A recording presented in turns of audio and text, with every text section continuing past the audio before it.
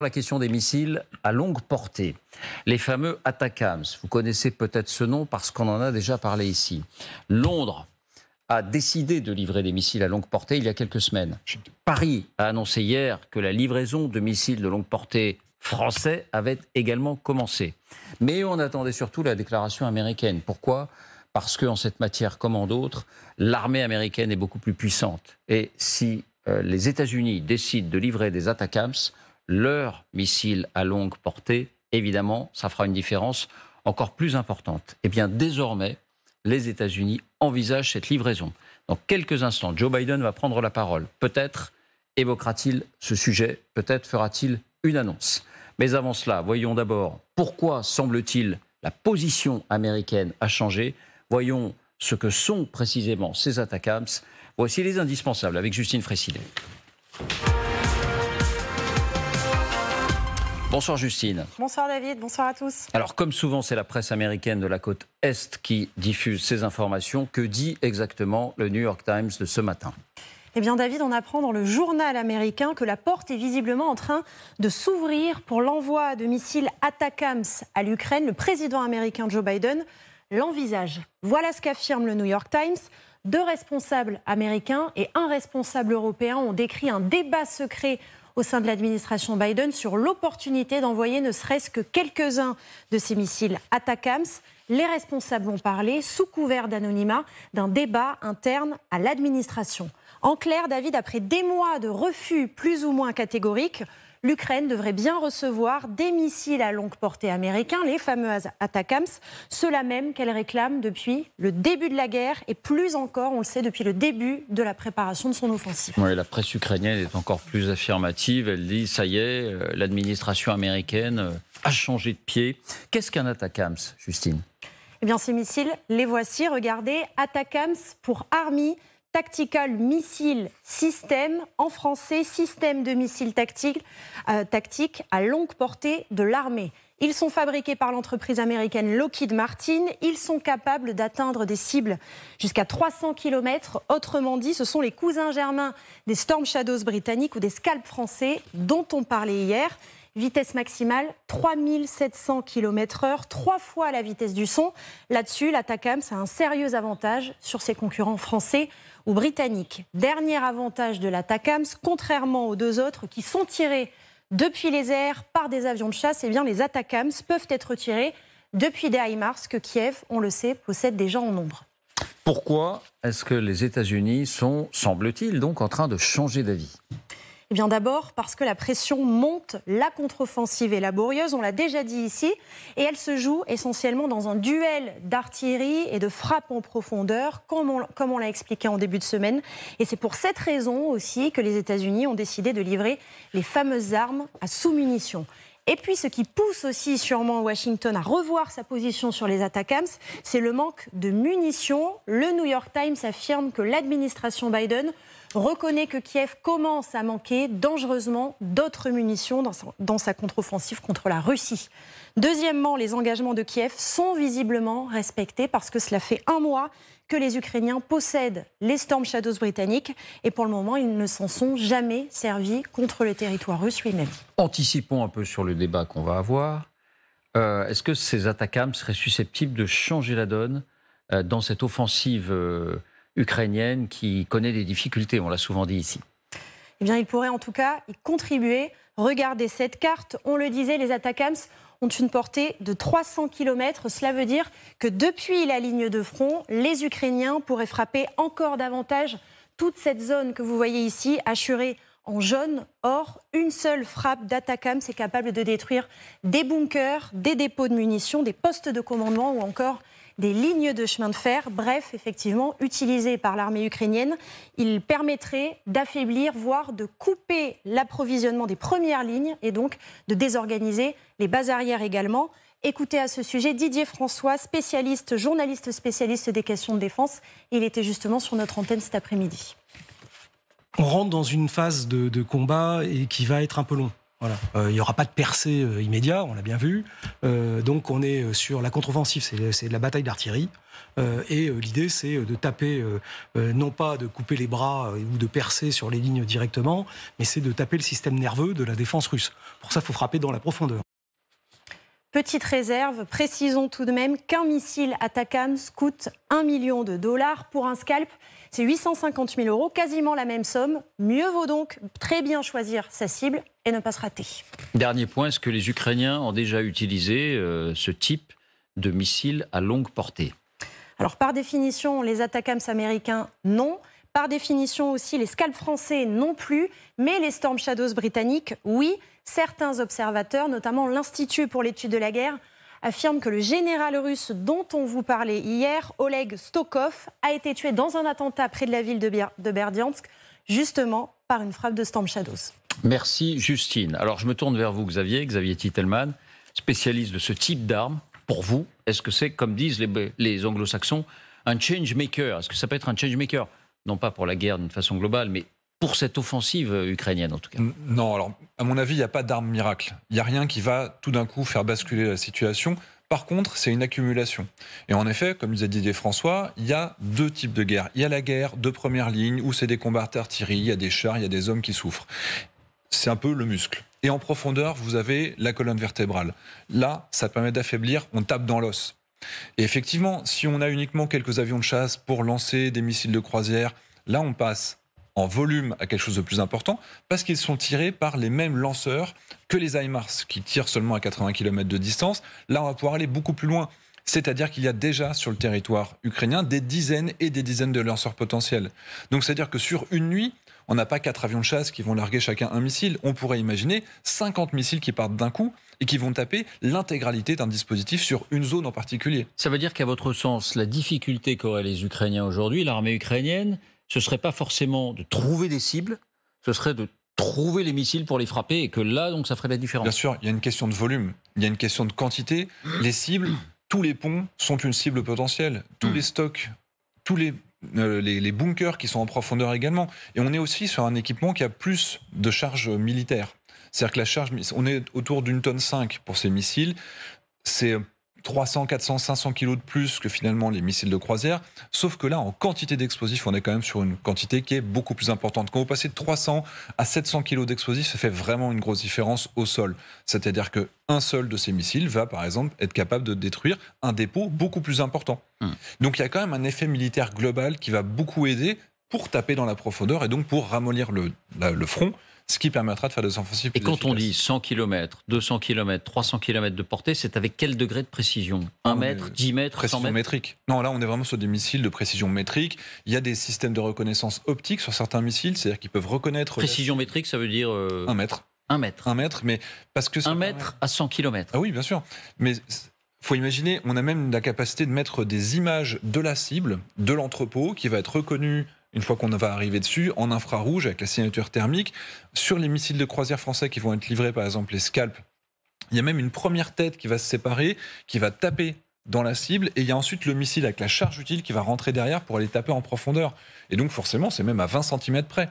Donc on a des systèmes qui sont excessivement performants et objectivement les Ukrainiens connaissent bien le terrain puisqu'accessoirement c'est leur terre qui a été occupée. Donc ils savent où sont leurs bunkers, ils savent où sont ces postes de commandement. Là aujourd'hui très clairement c'est la quantité qui va permettre d'être plus efficace et ce sera la même chose quand ils auront les avions de chasse. Quand ils auront le F-16, ça va leur offrir un panoplie d'armes qui va être encore plus importante et c'est pour ça qu'il n'y a pas d'armes miracle mais c'est une accumulation. Vous avez lu le New York Times, Pierre, vous avez vos sources d'information. Est-ce que vous avez aussi le sentiment que les États-Unis ont changé de pied et qu'ils sont prêts à y aller cette fois? Oui, d'ailleurs ils n'arrêtent pas de changer de pied, c'est pas une critique, hein, mais je veux dire c'est vrai que sur toutes les lignes rouges américaines, heureusement ça bouge. Peut-être deux mots, un sur la précision notamment des missiles de croisière et un sur effectivement qu'est-ce que ça va changer. Les Britanniques, quand ils ont utilisé pour les premières fois les Storm Shadow, et Xavier pourra me corriger, parce que je ne sais plus si c'était en Irak ou en Libye, peut-être en Irak. En tout cas, ce que je veux dire, c'est que vous avez des systèmes, comment dirais-je, une fois que vous avez tiré vos missiles de croisière, il faut voir quel impact ça a eu, quels résultats donnés. Et à un moment, les Britanniques étaient surpris parce qu'ils avaient tiré 2 missiles de croisière sur une cible. Or, ils ne décelaient qu'une pénétration, avec une explosion derrière, en fait. Ils ne trouvaient pas l'impact du deuxième missile de croisière, donc ils s'inquiétaient. En fait, le deuxième était rentré dans le trou de l'autre. C'est-à-dire que c'est précision métrique, c'était tellement précis que le premier a fait la trouée, le deuxième, il est rentré exactement, il n'a pas... voilà, donc c'est une très très grande précision. Ce qui est intéressant, effectivement, c'est que c'est la combinaison des moyens qui change les choses. Et vous voyez bien que si vous prenez une portion de front avec cette capacité allongée, ça a été très bien expliqué, d'aller vraiment casser les systèmes nerveux derrière, sachant que une troupe dont vous coupez les cordons ombilicaux derrière, elle peut plus se renouveler, se réalimenter, donc vous la séchez. Tout ça couplé notamment avec les armes à sous-munitions, donc ces missiles qui s'ouvrent un peu comme des camemberts et qui vont lâcher soit par chaque missile 70 ou 71 type obus de mortier en pluie fine ou des mines, etc. Et là, plus sur la première ligne, dont vous tapez derrière très dur et vous commencez à secouer très fortement devant, y compris avec une capacité à détruire les champs de mines par ce type d'opération. Vous imaginez bien que les soldats russes qui se trouvent sur cette portion qui aura été choisie, ça va quand même, leur vie va être très très dure. Simplement d'un mot, parce que depuis avant-hier, où on explique beaucoup que cette offensive n'en est pas au stade de l'infanterie, c'est-à-dire on n'est pas en train massivement de déployer des chars et des hommes pour tenter une percée, on en est à bombarder l'artillerie adverse pour se sentir de plus en plus protégé le jour où on lancera cette attaque. Ce qu'on a beaucoup entendu, les retours que j'ai eus, moi, c'est oui, mais tout cela n'enlève pas les terribles champs de mines qui ont été dispersés un peu partout. Oui, juste. Oui. Mais à partir du moment où on a réussi à réduire la capacité opérationnelle de ceux qui sont en face de nous, nos démineurs vont pouvoir plus facilement travailler. Les véhicules de déminage, les véhicules d'infanterie, on a des sortes de grosses moissonneuses batteuses, et ben il faut les protéger. Et si en face vous avez réussi à détruire ou nettoyer des tranchées, je ne sais pas comment le dire proprement, et ben à ce moment-là, vous allez plus facilement pouvoir ouvrir la voie. Ensuite, il y a par exemple des UR-77, c'est des sortes de longues lignes qui permettent d'ouvrir une ligne particulière, dans laquelle par sympathie, en fait, on va avoir l'explosion qui va ouvrir une brèche. Et donc, même dans un champ de mine, on est capable de totalement ouvrir. Et dans certains cas, on sait que vous avez aussi ces munitions avec ces sous-munitions, ces bombes à sous-munitions. Certaines de ces sous-munitions pourraient déminer également certains terrains. Pourraient déminer. Alors, pourraient faire sauter des mines. C'est pas fait pour ça à la base. Et d'ailleurs, même les Russes ont développé des mines qui supportent le blast. C'est-à-dire qu'à la base, ces mines peuvent exploser aussi grâce à ces sous-munitions. C'est pas fait pour ça, mais c'est un usage secondaire. Frédéric, pour vous, si les États-Unis franchissent ce pas, et Joe Biden va s'exprimer dans quelques minutes, peut-être le dira-t-il, est-ce que c'est une nouvelle phase dans l'engagement américain ou ça n'est au fond que la prolongation de ce qui se fait progressivement, peu à peu, pas à pas, depuis des mois? Oui, c'est la deuxième hypothèse que je retiendrai, avec, comme le disait Pierre, un changement de pied régulier, mais me semble-t-il un changement de pied tactique, non pas stratégique. Les Américains n'ont jamais cessé de soutenir l'armée ukrainienne en volant au secours de ses victoires. C'est-à-dire que je suis tout à fait stupéfait de ces victoires. De ces victoires. Ils courent derrière la victoire. Je vous rappelle que le premier ou deuxième jour de l'invasion russe, ils proposaient ce que Zelensky appelait un taxi quand même, hein, donc pour l'évacuer direction Varsovie. Bon.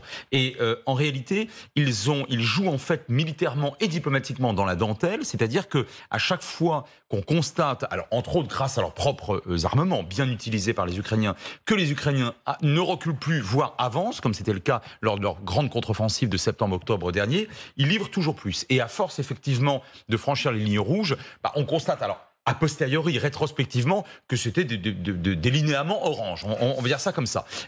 Et là, les Ukrainiens ont, semble-t-il, alors non pas forcément des difficultés, parce que nous autres, Ouest européens, qui regardons ça un peu naïvement, peut-être sur des cartes ou sans beaucoup de compétences, on considère qu'en quelques jours, l'offensive aurait dû être beaucoup plus massive, avec des grandes offensives de fantassins et de chars façon 43. Bon, évidemment, ça ne se passe pas comme ça.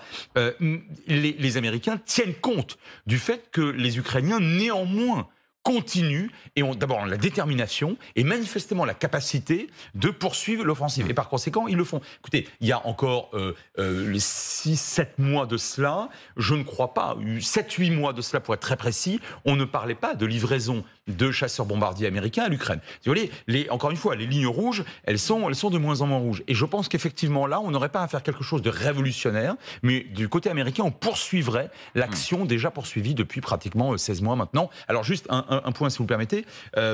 En tant que géopolitologue, j'ai toujours tendance à tenter d'articuler le militaire et le politique. C'est-à-dire que, comme le faisait le grand Clausewitz, c'est-à-dire que frapper en quantité, c'est toujours très très bien. Je vous ai entendu parler à juste titre d'une quantité, de volume, etc. Après, qualitativement, c'est-à-dire en termes de possession du terrain, ce qui fera à la fin des fins la différence. Il ne s'agit pas seulement de frapper l'adversaire, il s'agit de récupérer des territoires perdus. Alors ça se fait avec des hommes qui souffrent, vous l'avez bien rappelé, 2 bras, 2 jambes, des drapeaux et un fusil. C'est-à-dire qu'il faudra qu'après cette victorieuse, en tout cas on peut l'imaginer, offensive d'artillerie, peut-être même d'offensive en termes de bombardements aériens, il faudra que l'armée ukrainienne puisse avancer concrètement, ce qu'elle ne fait quasiment pas aujourd'hui. C'est vrai, mais on a tendance à considérer, c'est ce qu'on entend sur ce plateau depuis quelques jours, que ça n'était pas la peine de tenter effectivement d'envoyer des hommes et des blindés, de tenter d'envoyer l'infanterie, si ils étaient réduits s'ils étaient réduits à néant, s'ils étaient réduits à chair à canon, par justement l'artillerie, par justement les lignes arrières russes, et pas soutenues. Donc que d'une certaine manière, c'était une phase préalable à cela et que ça ne pouvait pas se faire sans ça. Non, bien sûr. Alors, tout ce que je dis, c'est que le critère principal d'établissement de la victoire ou de la défaite, à la fin des fins, c'est la possession physique du territoire. C'est ça. Catherine, est-ce que c'est aussi ça, le signe que vous avez été correspondante aux États-Unis, vous avez été aussi correspondante à Londres d'ailleurs, mais vous lisez la presse américaine, qu'aux États-Unis, on a compris que cette offensive, c'était plus difficile que prévu et que c'était le moment ou jamais. Alors on s'interrompt une seconde parce que Joe Biden arrive dans la cour de l'université de Vilnius. C'est là qu'il va prononcer ce discours. Pas en comité restreint, non, devant la foule des étudiants. Et pas seulement des étudiants. Peut-être va-t-il évoquer cette question des missiles à longue portée. En tout cas, il dresse le bilan de ce sommet de Vilnius. Et il est acclamé. Et incroyable. Ma mère disait, ils t'adorent. Il y a, bon, peu importe. En tout cas, là, on voit le pouvoir de transformation de la liberté. On a pu voir qu'un peuple uni est capable de tout.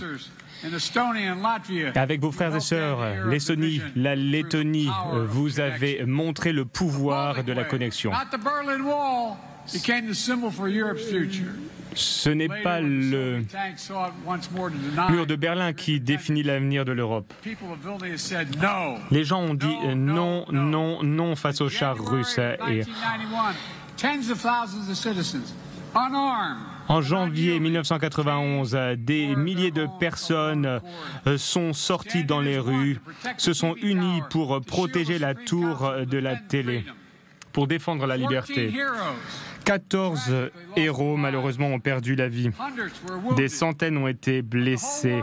Mais le monde entier a vu les décennies d'oppression n'avaient pas pu éteindre la flamme de la liberté dans ce pays.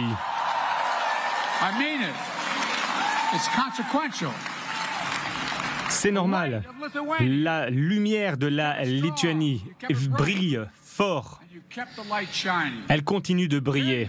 Ici, à Vilnius et à Washington, D.C., là où les couleurs de votre drapeau flottent. Cette année, nous avons célébré 100 ans de relations diplomatiques sans faille entre les États-Unis et les États baltes.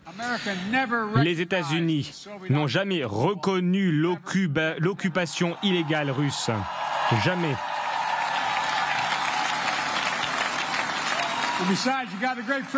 Et par ailleurs, vous avez un excellent président. Levez-vous.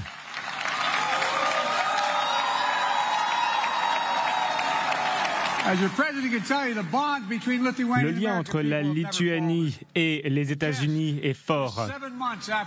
7 mois après ce qui s'est passé au mois de janvier.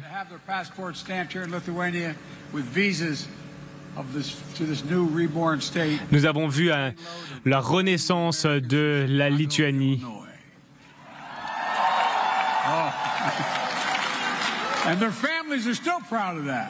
Les familles sont encore fières. Los Angeles est arrivé juste après. Il y a beaucoup de choses qui se sont passées. Il y a beaucoup de personnes qui ont quitté la Lituanie pendant les premiers mois de la répression et ont été heureux de retrouver leur État indépendant. Une personne a dit le jour de la nouvelle indépendance, c'est une résurrection pour nous, une véritable résurrection pour nous. Voilà le sentiment qui a été ressenti. Une résurrection qui est vite devenue une révélation. Une nation qui est aujourd'hui un fort défenseur de la liberté, un membre fier de l'Union européenne et de l'OTAN.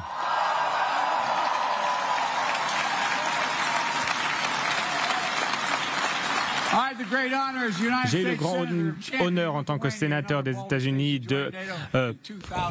d'encourager l'adhésion en 2004 de la Lituanie. Voyez comment les choses ont changé depuis. Voyez comment la situation a évolué. En tant que président, j'ai eu l'honneur de participer à un sommet historique de l'OTAN organisé par la Lituanie, où nous avons pu accueillir le nouvel allié, la Finlande, et nous sommes convenus d'intégrer la Suède dès que possible.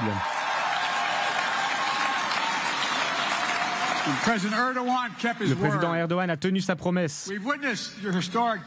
Nous avons vu ce parcours historique et j'ai le plaisir de connaître la Lituanie qui est un ami, un partenaire et un allié surtout.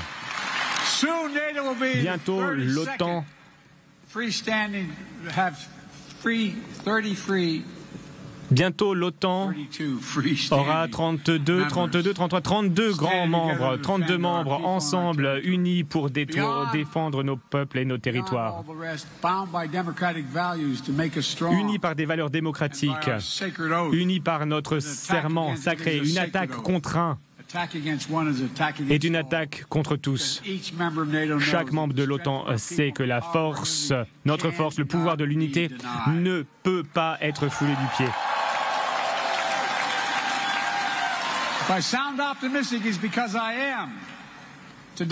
Je suis optimiste.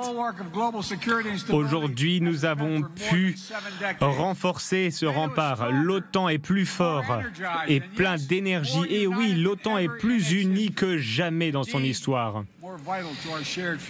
Et c'est essentiel pour notre avenir partagé. Ce n'est pas un hasard, ce n'était pas inévitable. Lorsque Poutine a lancé cette guerre contre l'Ukraine, avide de pouvoir, il s'attendait à ce que l'OTAN s'effondre, que l'Ukraine s'effondre. Il pensait que notre unité se briserait dès qu'elle serait soumise à ce test. Il pensait que les dirigeants démocratiques seraient faibles. Mais il s'est trompé. Face à la menace,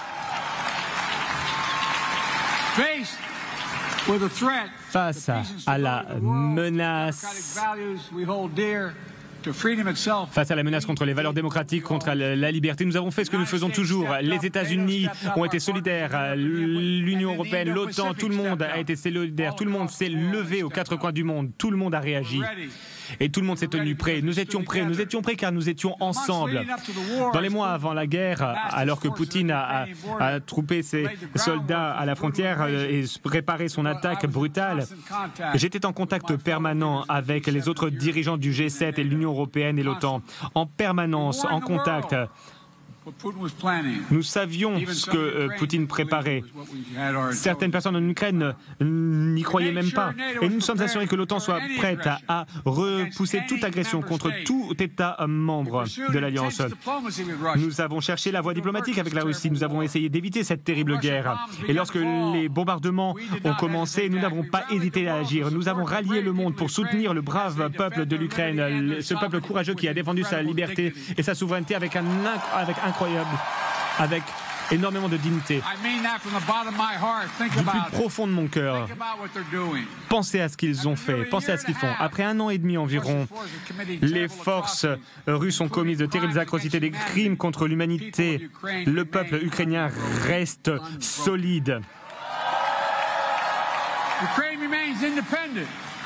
L'Ukraine reste indépendante, libre, et les États-Unis ont bâti une coalition de plus de 50 nations afin de s'assurer que l'Ukraine puisse se défendre aujourd'hui et à l'avenir également. Depuis le début de la guerre, j'ai dit au président Zelensky, que j'ai vu il y a 1 heure, à Washington, Kiev, à Hiroshima et aujourd'hui à Vilnius, j'ai déclaré que nous ne faillirons pas.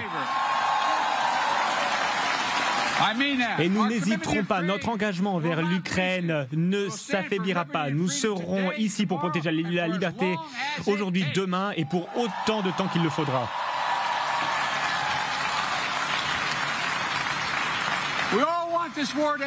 Nous souhaitons toutes et tous que cette guerre se termine.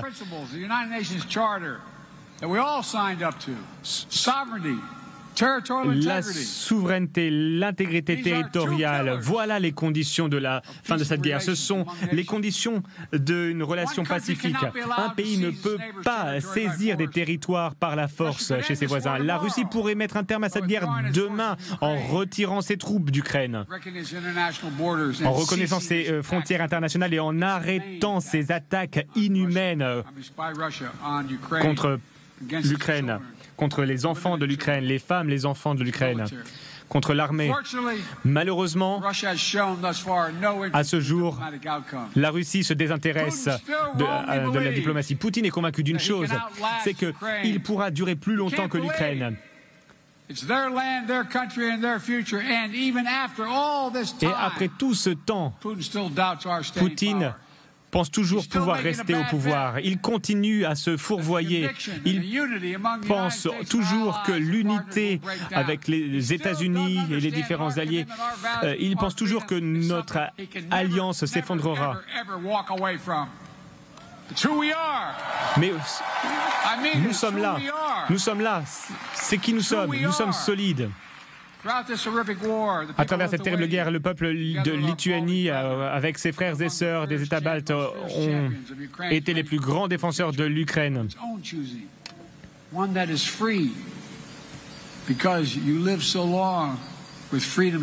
avez vécu avec la liberté pendant tellement de temps. Vous savez à quel point le droit à l'autodétermination est important.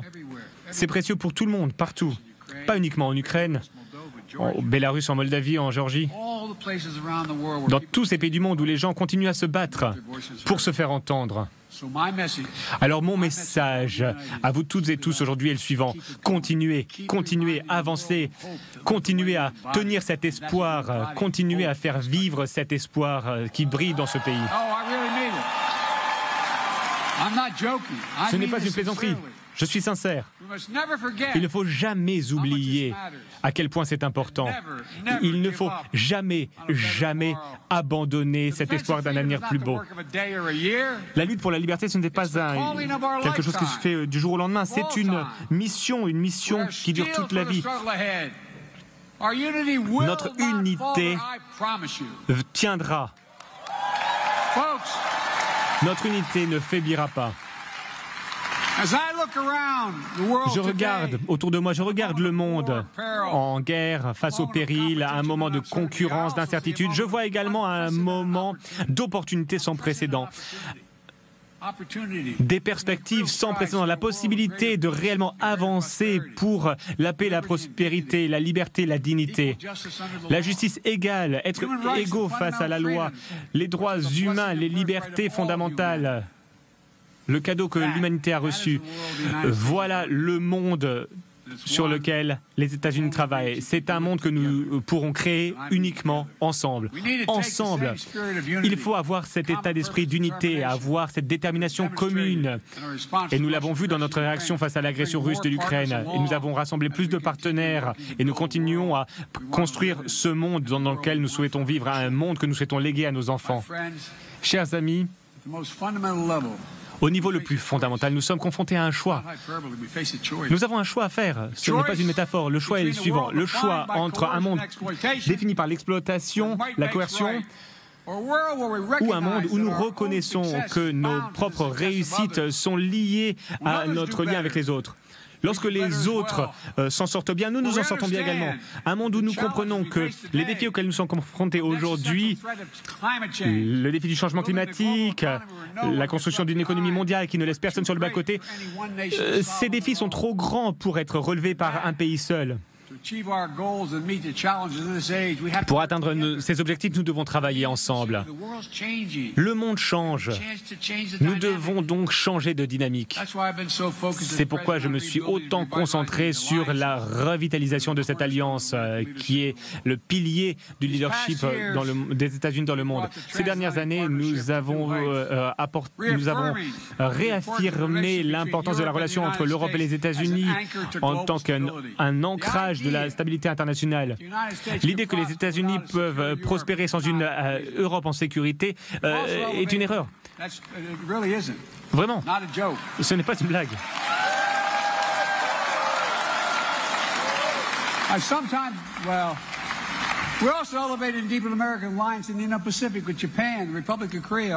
Nous parlons d'une alliance avec le Japon, la République de Corée, les Philippines, qui a apporté une sécurité très forte dans la région.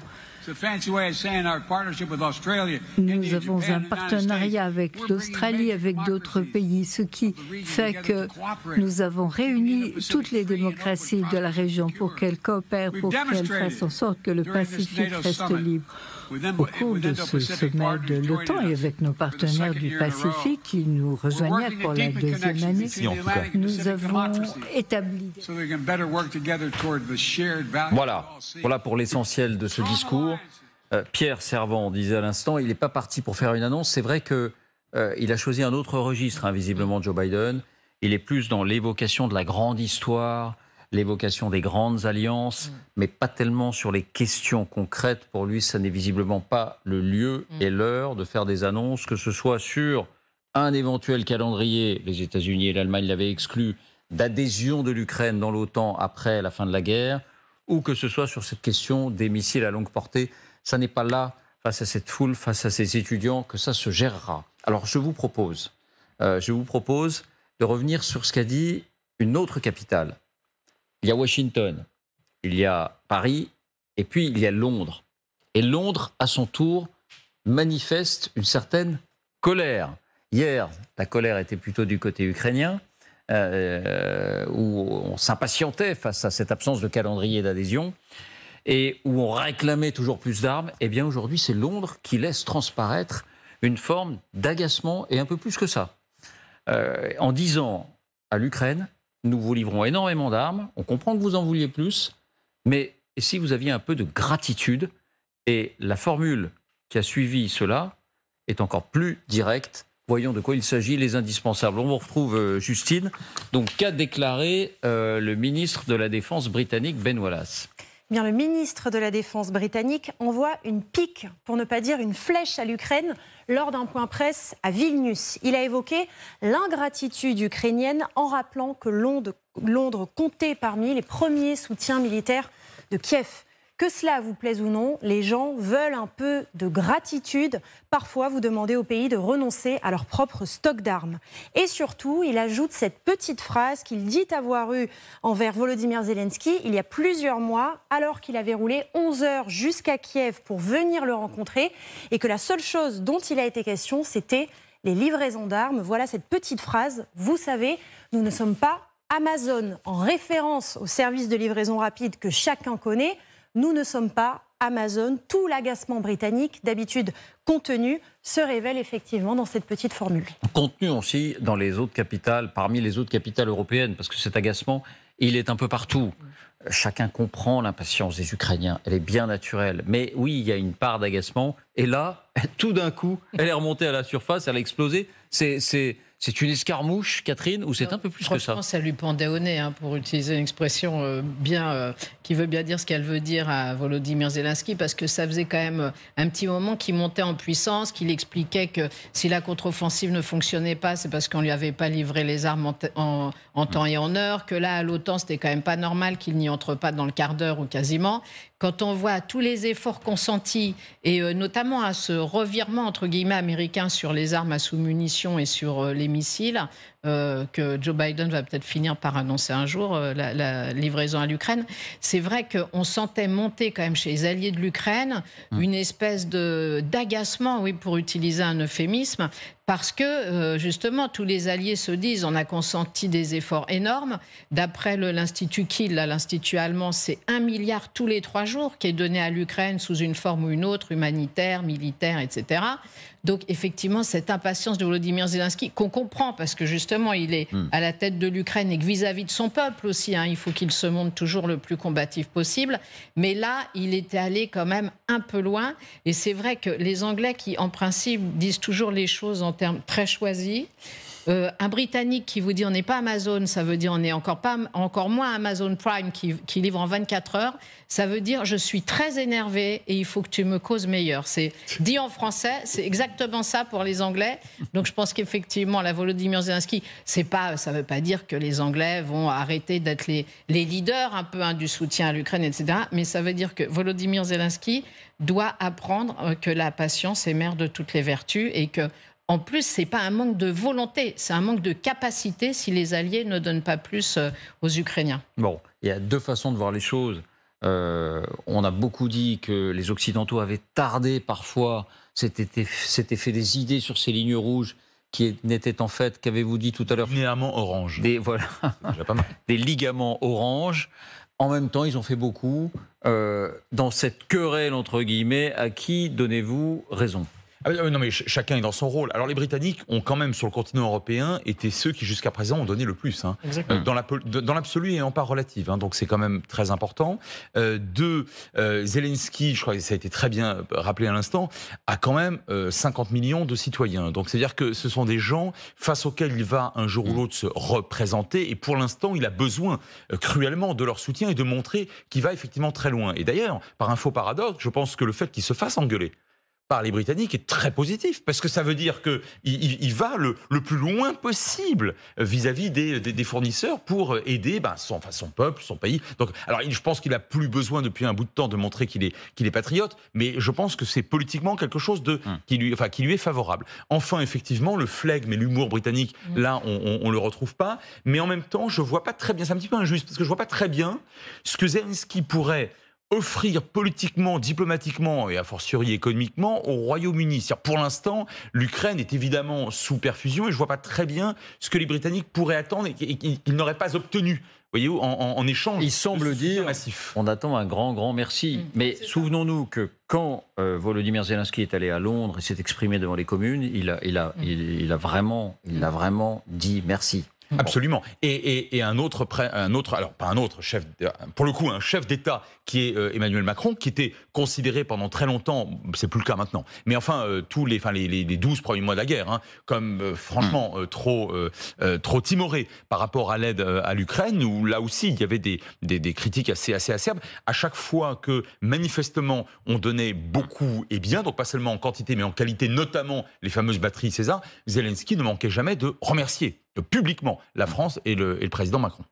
Pierre, pour vous, c'est un incident notable ou c'est une péripétie?